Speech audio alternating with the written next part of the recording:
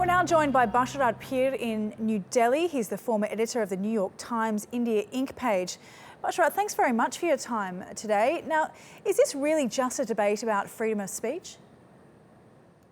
Well, it's really about, it's not about this particular incident where the students at India's most respected university, most respected and most liberal university, the student union president has been arrested. I mean, that's just an illustration of a bigger debate for the control of public spaces, for really the debate for the soul of India, which has been going on since the controversial Hindu nationalist politician Narendra Modi became the prime minister, and his party, the Bharatiya Janata Party, which is a Hindu nationalist group, they have been trying to, mold India, to shape India in their own worldview. And whether it's the case of these students at JNU or whether it was the protest last week at a university in Hyderabad in the southern city, or various other such examples, this is the debate playing out between, the Hindu nationalists and the secular liberals in India. So it's about bigger stuff than a particular incident at this university. Okay, can you just give us a little bit of background to these protests and the Afzal Guru case? Well, the protest was more like a memorial for the assassination of Afzal Guru.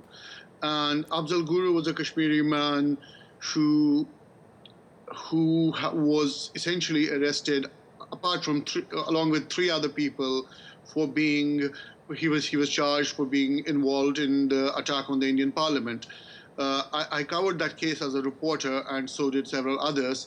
So there's a point of view among the liberals, even the Supreme Court of India, when they hang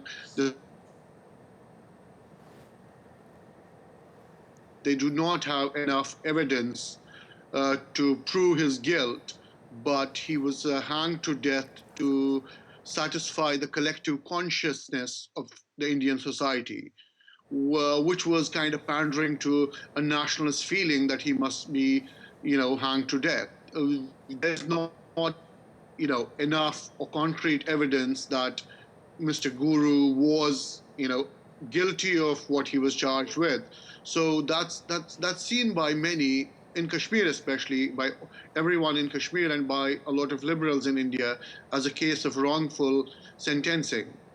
And at a liberal university, I wasn't surprised that there was an event which remembered that, because it's a way not to remember this, not just this man, but also the question of the due process of law and the idea of justice.